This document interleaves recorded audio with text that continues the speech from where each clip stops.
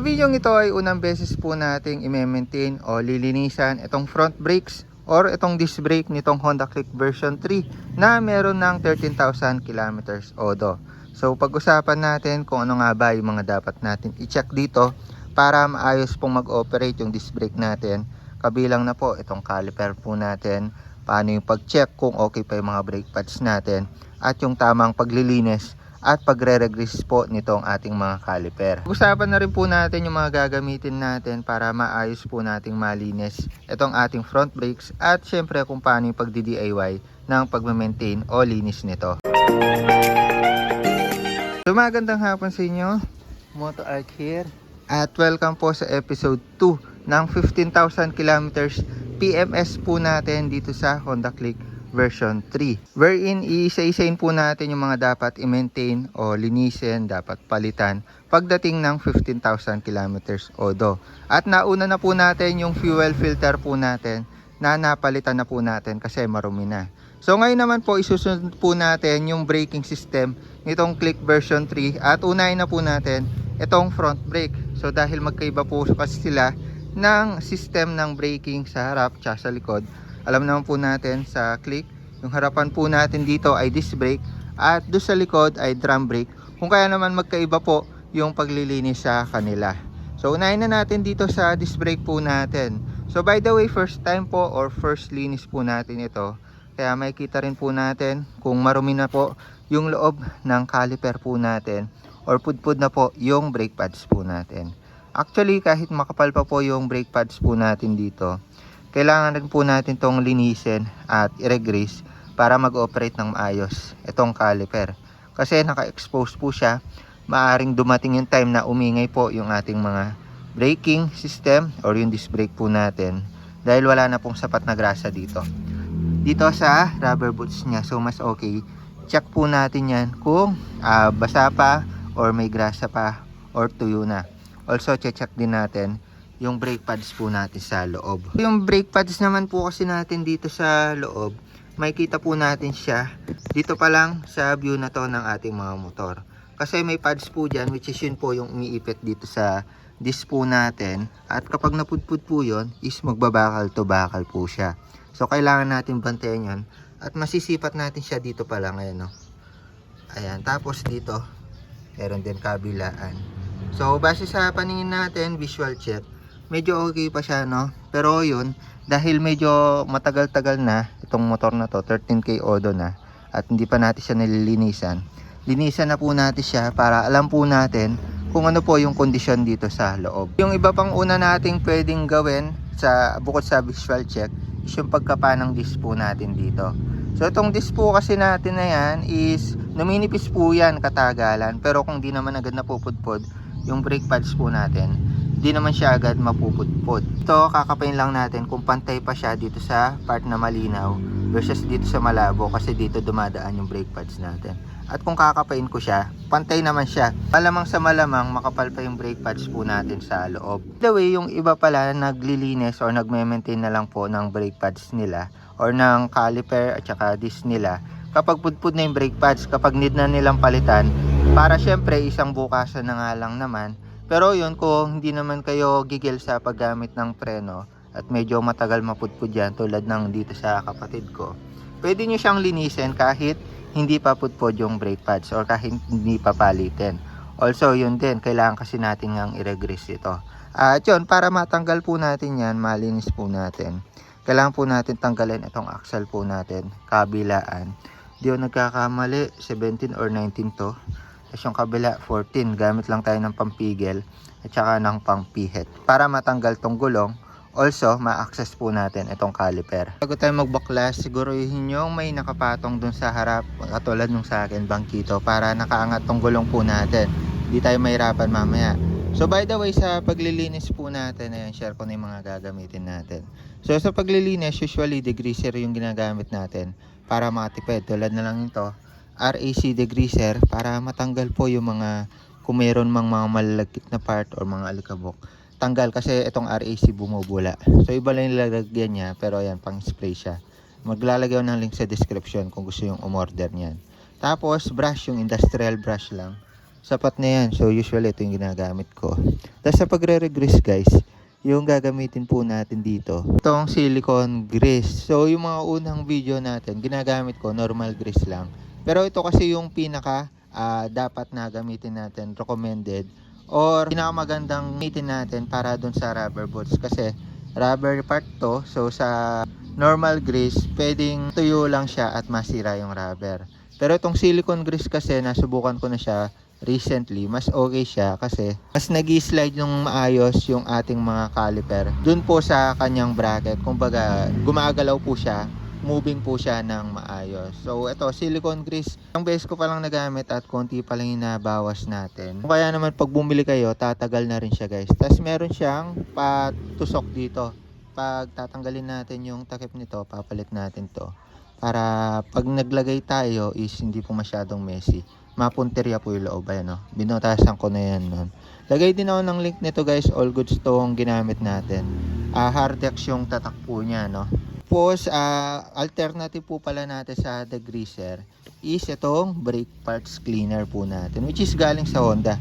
Actually gusto ko lang siyang subukan, no, kung all good siya. Kasi pag gumamit tayo nito, hindi na tayo gagamit ng tubig. So hindi magiging prone sa kalawang yung lilinisan natin ito. Pero ito naman kasi exposed, so lagi siyang nababasa ng tubig. So wala namang issue kung magde-degreaser tayo tapos banlaw. Pero ito all goods din kasi agad tanggal, mabilisan. Kumbaga nagpe-penetrate agad siya sa mga dumi at nahuhulog na lang. Ito rin yung recently ko nagamit, CBT. Pero CBT cleaner, pwede rin siya sa mga brakes natin. Pero ito, pansin ko medyo matapang lang ng konti nang babakbak siya ng pintura. So yun, lalo na kung repaint yung inyong mga mags, nang babakbak siya. Pero ito, tatry ko kung all good siya guys, kung hindi po siya masyadong matapang. So yun, kung gusto nyo pang mas makatipid, pwede rin naman yung dishwashing liquid. At wag lang po yung detergent para hindi po react dun sa mga bakal po natin or sa alloy parts, degreaser or dishwashing kung gusto nyo makatipid. So yun, by the way, gagamitin natin 19mm dun sa nut guys, dito. Tapos pampigil natin 14mm. So clockwise lang ikot natin dito para matanggal po.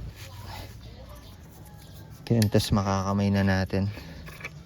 Tapos pukpukin lang natin dito sa kabila para lumabas po yung ehe po niya. Ayan, also mamaya i-re-grease din natin to.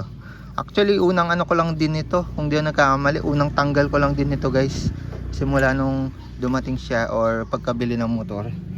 Unang baklas ko lang nitong harapang part. So ito, meron po siyang bushing dito, yung hub and mile po niya. Ayan, sa kabila to. Tapos ito sa kabila. So lilinisan din natin yan. Isama po natin sa maintenance or cleaning. Yung mga tools po natin guys, kung gusto nyo mag-avail, mahilig naman kayo mag-DIY ng inyong mga motor, avail na po kayo nito.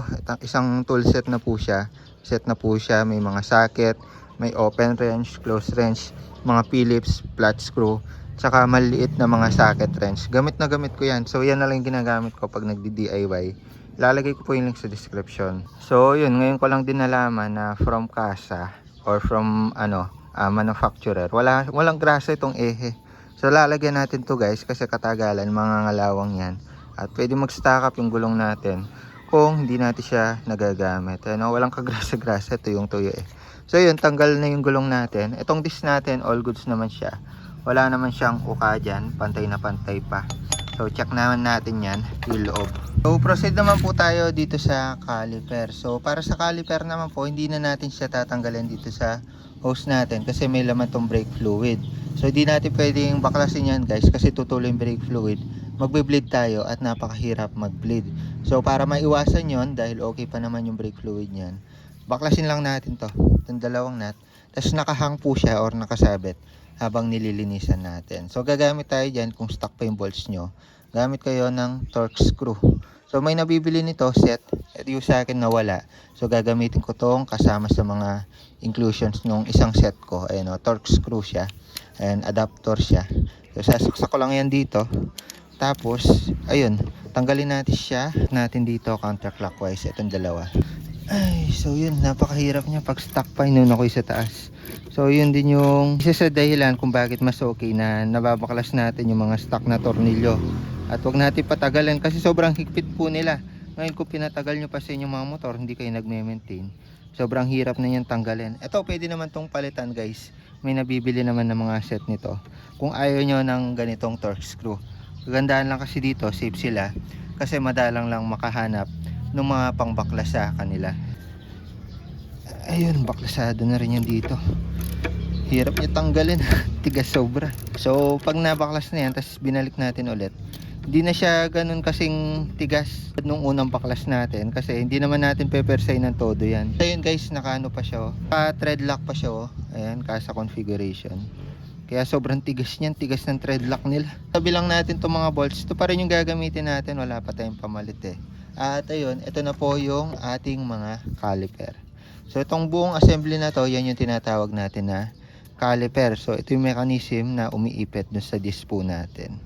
So by the way, yun, nakalimutan ko rin. Tanggalin natin to. So dapat tatanggalin ko to habang nakalagay pa yung dalawang bolts. Kasi mahirap to tanggalin kapag nakabaklas na. Pero try ko. Pero kung di kaya, kapit ko ulit yung dalawang bolts. So yun, tandaan nyo na lang para hindi na kayo malito. So yung ending, kinabit ko ulit. Pero hindi ko na siya ipitan ng todo. Konti lang. Tapos yun, 8mm yung gagamitin natin para dito sa bolts na to.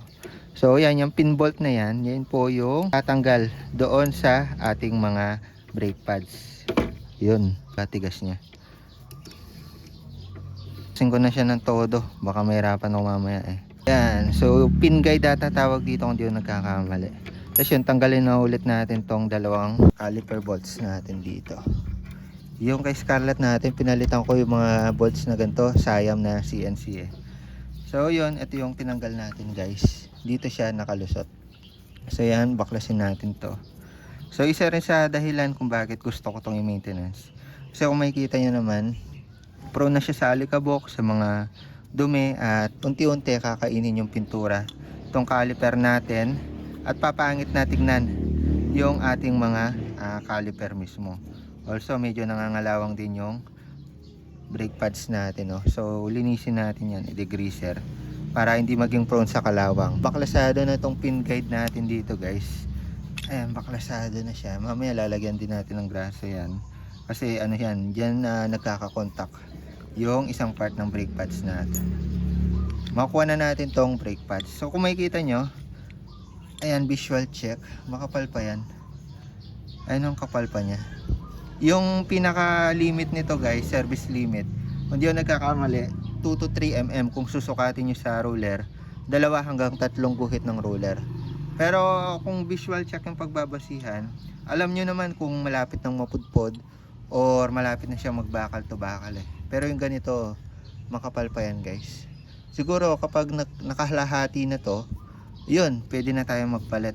Kasi nasa mga ano pa to, ito 4mm siguro, yung dito sa kabila 5mm. Hindi sila pantay ng kapal eh.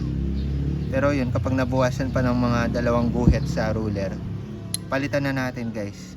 So yan, ito genuine to guys by the way. Stock pa to, galing from casa. At hindi naman siya agad napupudpod.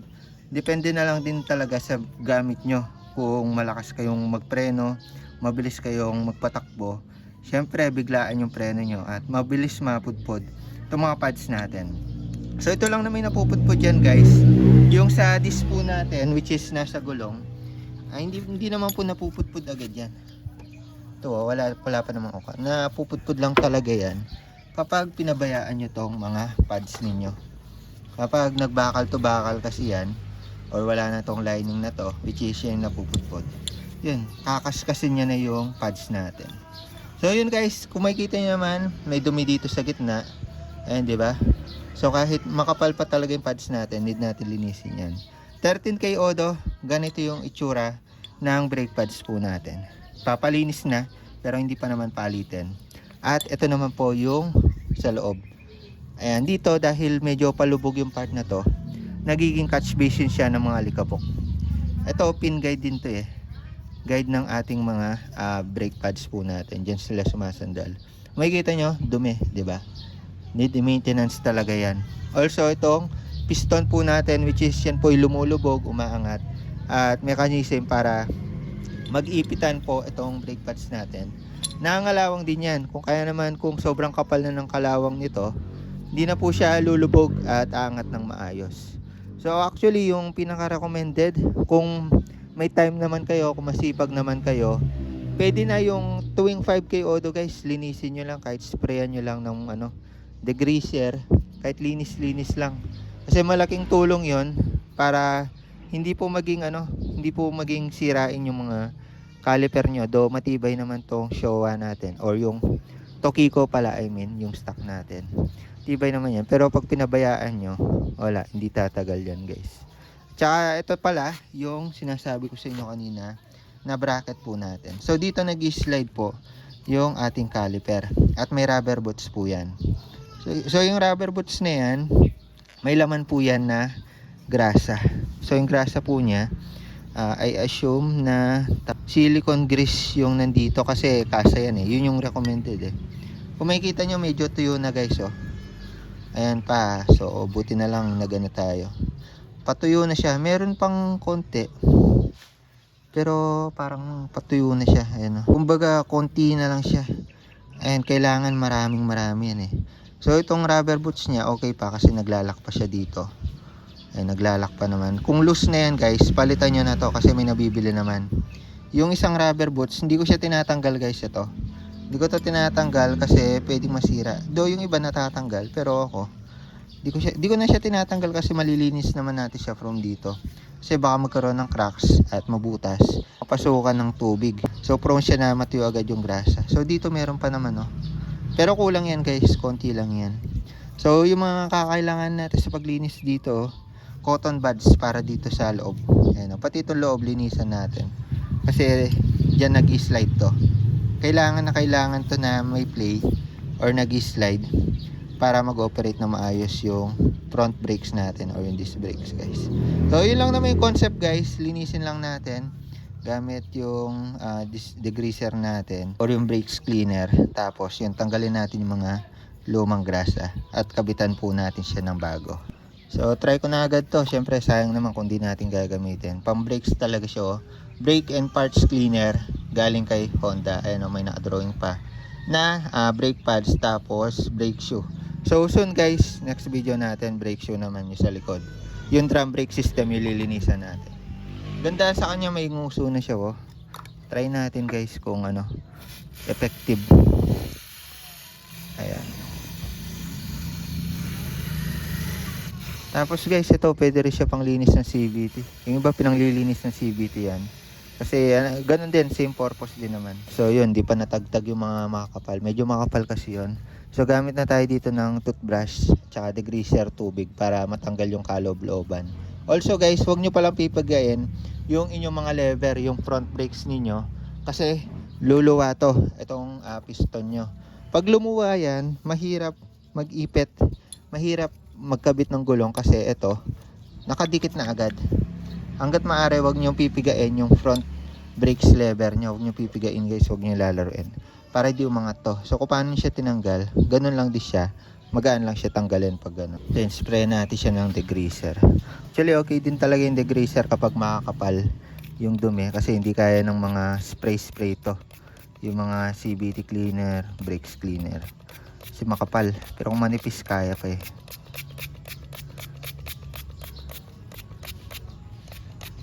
Ayun, tapos brasan natin gamit toothbrush para mabrasan natin ng maayos yung mga kasulok-sulukan.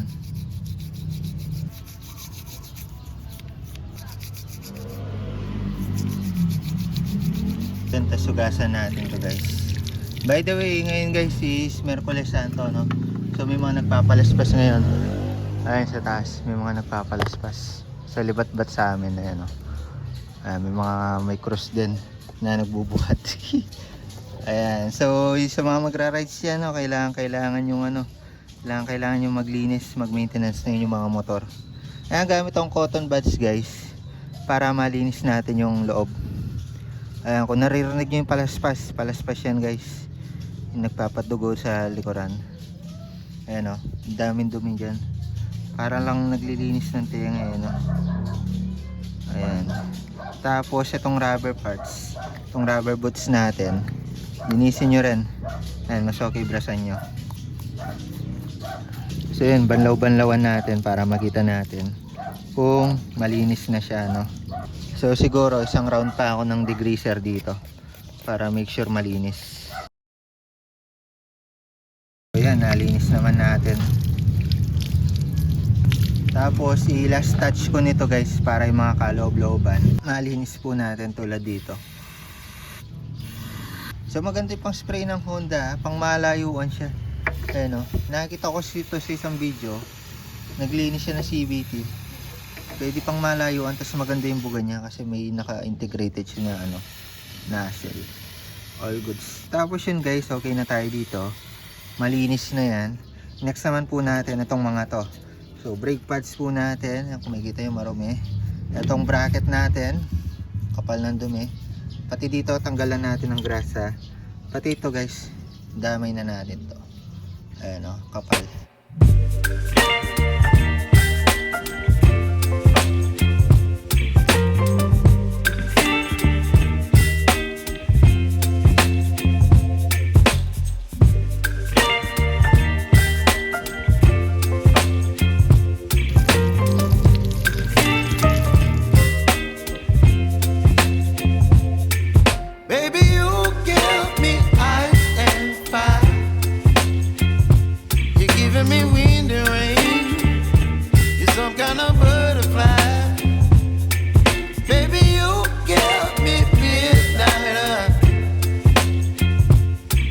My appetite, don't leave me here high and dry. Oh, well, I don't wanna jinx it, baby, and twist myself at the spine.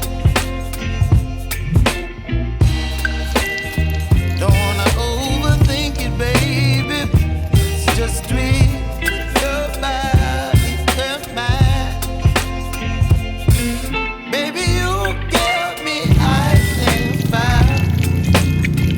All goods na po tayo, nalinis na natin yung caliper, yung kaloob-looban yan, kung makikita nyo, wala nang alikabok.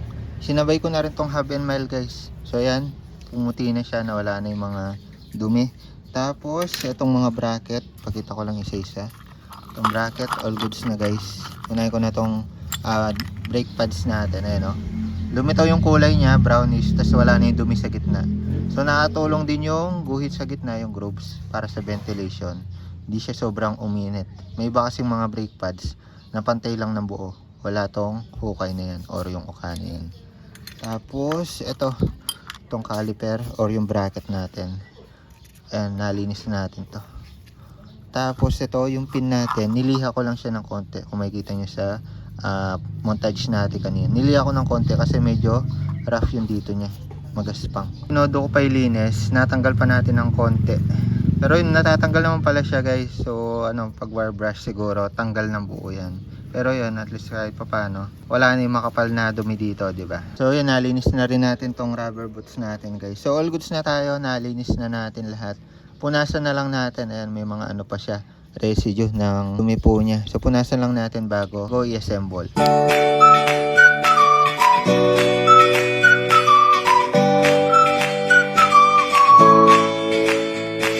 Sunahin na natin paglalagay ng silicone grease po natin. Nilagay ko na yung panglagay may butas na tatsulok.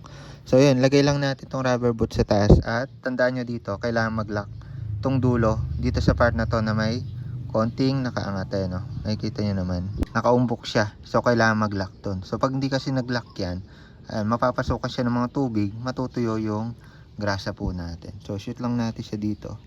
Medyo basa pa ng konti pero sa labas naman yan. And tapos yan, kung makikita, napakaganda ng lalagyan niya. Hardex silicone grease or silicone compound. Goods na goods to sa mga rubber parts, lalong lalo na dito sa rubber boots, sa braking system po natin sa caliper.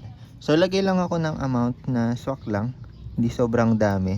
Ayan, kung makikita nyo, malinaw siya guys, hindi siya tulad ng mga grasa. So yan, lagyan din natin yung kaloob-looban. Yan yung purpose niyan kung bakit patusok siya. And damihan ko lang siya ng konti guys, tapos lagyan ko rin dito. So tantiameter na lang to guys, huwag nyo lang sobrang damihan kasi baka hindi na may pasok yung inyong mga bracket kasi masikip na. Medyo may volume din kasi yung grasa guys.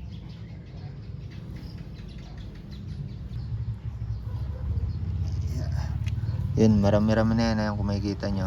Tapos bago ko lagay itong bracket guys, lagay ko muna to, itong slider nya dito sa loob. So sa paglalagay niya, hindi naman kayo malilito. Ganyan yung posisyon yan, hindi pwedeng magbaliktad na ganyan yan. Ganito yan. Tapos pwede magkabaliktarin yan, pag ganyan or pag ganyan. Same lang naman yan. Shoot na muna yan. Para hindi kayo mahirapan mamaya kasi tago siya. So nakapailalim siya sa piston. Hanapan nyo lang na magandang angulo. Ayan. Tapos pindutin nyo para mag-swak. Ayun na, nakahulma naman siya. Tapos pwede na nating isunod itong bracket po natin. So sa posisyon ng bracket guys, huwag kayo malilito. Ganyan. Hindi nyo naman siya pwedeng pagbaliktarin na ganyan. Hindi naman papasok eh. Ganyan siya. So shoot nyo lang guys. Ito. Tapos may pang-lock din siya dito. Ayan o, sa dulo. Ayan, pati dito sa kabila. So make sure nyo lang na ilalak nyo siya. Tapos bago nyo siya ilak, pisil-pisilin nyo muna para kumalat siya dun sa bracket natin.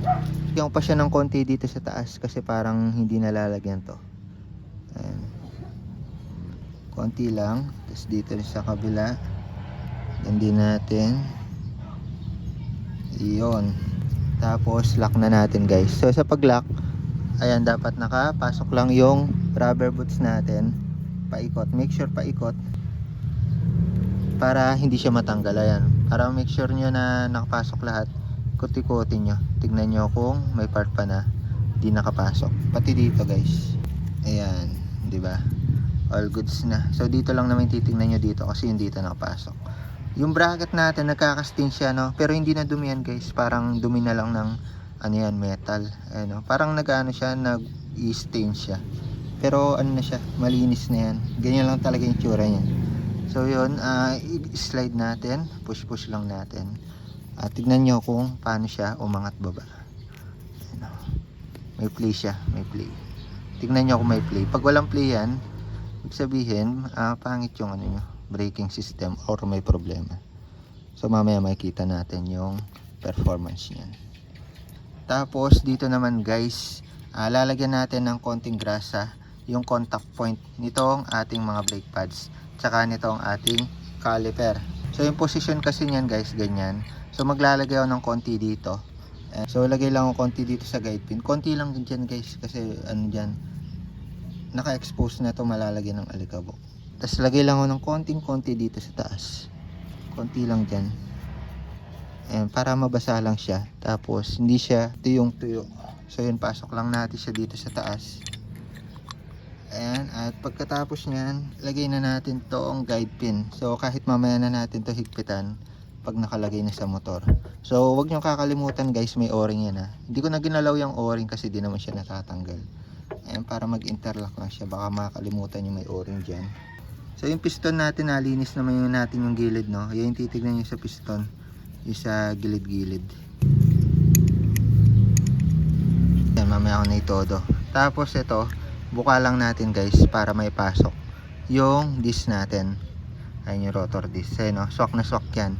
So kung di nyo naman pinihit yung lever nyo, hindi naman luluwa yun at hindi naman sisikip to. Itong di ko na nilinis guys, pero ayun, lagyan natin ng grasa. Ayan, ito, yung gagamitin naman natin dito, normal grease na. Hindi na kailangan ng silicone grease dyan. Kasi hindi naman siya rubber. So kapag bakal, normal grease. At high temp yung nilalagay ko kasi mas tumatagal siya. Kahit hindi sobrang umiinit sa part na to, sa ehe. Ayan, tuyong-tuyo siya kanina eh.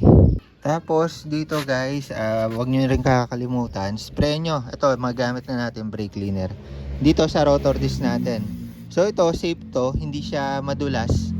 Kapag natuyo siya, matutuyo lang siya ng kusa at wala po siyang part na madulas talaga, hindi tulad ng mga WD-40. Ito pang tanggal lang talaga siyang dumi. Ayan, for safety rin, mas okay, brakes cleaner para dito sa brakes natin, tsaka dito sa rotor disc. Iwas dulas guys, so yun din yung kagandahan ng mga ganito. At nalilinisan niya yung parts ng braking system natin. So after, punasan lang natin. So actually, pwede nyo rin naman i-degreaser yan, tapos punasan, pero yun, mas okay, brakes cleaner kasi hindi siya madulas. Ayan, all goods na. So una nating ilalagay yung mga ehe, yung maliit na ehe dito sa this side. Tapos yung malaking ehe po natin dito sa kabilang side. Ayan, pasok lang natin yan. Tapos pantay natin dito guys. So, sa paglalagay, hindi po muna natin lalagay yung bracket mamaya na yan. Tapos yun, ito naiikot naman to guys. Tansya na lang kung paano nyo siya madidiskartihan. Pero unahin natin itong sa side na to. Ayan, nakapantay na siya. Lagay natin ehe. Yung uluan ng ehe, dito natin pepesto. Tulad sa manufacture setting, pero pwede naman sa kabila. Ayun na, todo na pala natin. Atras lang natin muna. Tapos, balik ko natin to. Swak natin yan. Yun, swak na swak. Spukpok. Yun, kinamay ko lang yung pagpukpok. Tapos lagay na natin yung nut. So yung nut, all goods pa. Wala namang damage yung thread. Tsaka matibay naman yung stock na yun 19mm clockwise, 14mm pampigil. So ikpitan lang natin siya. Yan, medyo persay nyo na lang para hindi matanggal yan. Tapos ayun, make sure nyo na umiikot ng maayos yung gulong. Hindi siya ipit kahit wala pa yung bracket. Ayan, kapag ano siya, medyo mahigpit siya dyan, ibig sabihin, sobrang sikip ng ehe ninyo. Yan, swak lang yan guys. Tapos, lagay na po natin itong caliper po natin. So, make sure na naka-open to. Kung di kayo naka-galfer or big disc, medyo malaki, hindi naman kayo mahirapan maglagay nito. Kasi hindi naman siya sasabit sa mags nyo. So, shoot nyo lang siya guys. Shoot nyo lang siya dun sa disc po natin. Itong pagitan na yan. Ayan, maluwag naman siya. Hindi naman siya masikip. Ayan, swak na siya. Tapos, pantay nyo lang siya sa butas. Itong mga tornilyuan natin. Ayan, saswak naman yan. Unahin ko na yung sa taas. Tapos, di na ako maglalagay ng thread lock, no? Kasi, hirap niyang tanggalin kapag may thread lock. Lalo na mahirap pa yung uluan nito. Torx wrench yung pinagtatanggal. Mahirap siya tanggalin. Pero, ayun. Sa paghigpit nito, hand tight lang natin siya. So, clockwise. Ayan, tas hand tight lang. Pati dito. So yun, naigpitan na natin. Try natin paikutin. Ayun, di pa natin pinipihit yung lever dyan. Pero all goods, wala naman siyang sayad. Ngayon, kapag pinigay nyo yung lever, kailangan, hindi rin siya ipit guys. So try natin ikutin. Biga. Ikot. All goods. So all goods na all goods. Tsaka stock pa naman to. Wala pa naman tayo pinalitan. Kaya naman, hindi ipit yan. Also, ngayon na maintenance na natin yan. All goods na yung pag-slide dito. Nung bracket natin at hindi na siya may stock up agad. Kasi na-regress na natin yan. All goods na guys. So, ilalagay ko po yung link ng mga ginamit natin. Ng mga tools na grasa na brake cleaner. Dito sa description. Or check nyo dito sa lower left ng video. May kita din dyan yung mga item natin. Brake cleaner, torque wrench, yung tool set po natin, yung silicone grease at iba pa. So yun lang muna para sa video na ito. Abangan nyo pa po yung iba nating episode ng 15K odometer PMS nitong Honda Click version 3. So susunod po natin dyan yung drum brake po natin, rear brake, tsaka spark plug and so on. The more click, the more you know, linis at maintain nitong front brakes ng Honda Click version 3 13K Odo. Unang linis, unang maintenance. All goods. Bye-bye.